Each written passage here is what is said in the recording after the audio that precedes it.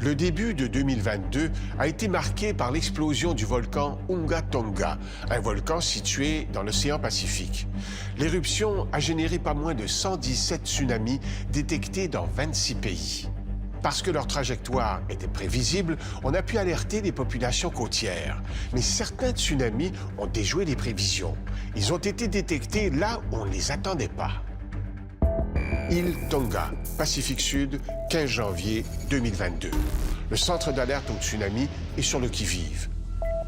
La menace est sérieuse. Le volcan sous-marin Unga Tonga gronde.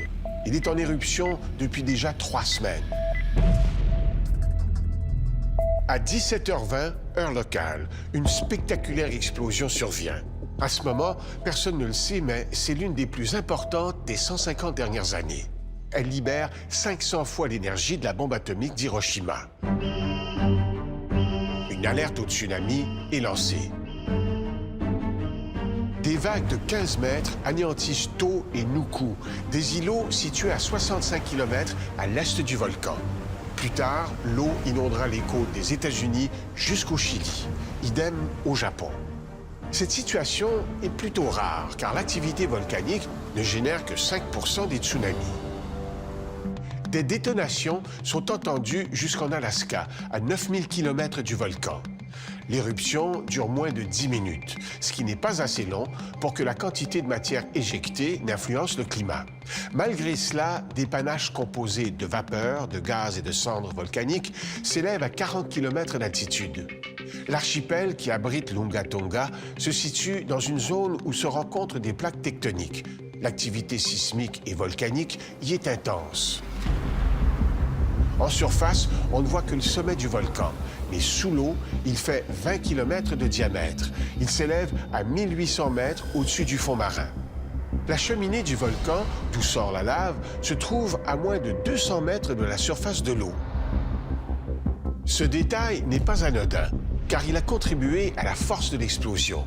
Si la cheminée avait été plus profonde sous l'océan, le poids de l'eau aurait pu étouffer une partie de la force de l'explosion. Dans le cas de l'Unga Tonga, rien ne freine l'explosion. D'ailleurs, la détonation est si forte, si puissante, qu'elle fait vibrer l'atmosphère de la surface de l'eau jusqu'à l'ionosphère.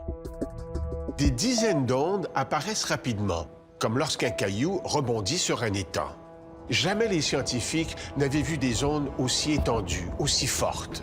Ces cercles concentriques, on les appelle ondes de gravité atmosphérique. Plusieurs phénomènes peuvent générer ce type d'ondes, notamment les variations de pression atmosphérique. Elles se produisent souvent au-dessus d'un orage ou d'une montagne. Mais la présence d'ondes de gravité atmosphérique aussi importantes au-dessus d'un volcan laisse perplexe.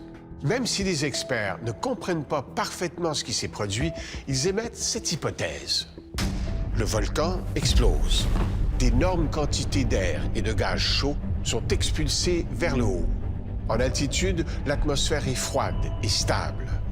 La rencontre de deux masses d'air produit un choc et de l'instabilité. Pour retrouver son équilibre, l'air monte et descend, un mouvement de va-et-vient qui génère des cercles concentriques. Ces ondes se déplacent pratiquement à la vitesse du son et font plusieurs fois le tour du globe. Elles modifient la pression atmosphérique locale un peu partout. À près de 10 000 km du volcan, à Seattle, aux États-Unis, l'onde parvient à dissiper le brouillard sur la ville.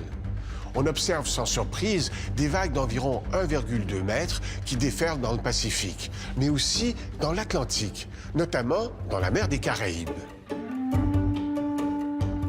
Le phénomène est intriguant, car l'Atlantique ne se trouve pas sur la trajectoire des vagues produites par l'éruption du volcan. Les chercheurs croient que les ondes de gravité atmosphérique pourraient en partie les avoir provoquées. En traversant l'atmosphère, l'onde aurait pu, par effet de résonance, amplifier la taille des vagues ou même générer des vagues inhabituelles dans le monde entier. Il faudra des mois, voire des années d'analyse pour comprendre quels phénomènes sont impliqués. Les preuves sont claires, l'onde a joué un rôle dans ces tsunamis. Mais de quelle ampleur? C'est la question à laquelle les chercheurs devront répondre.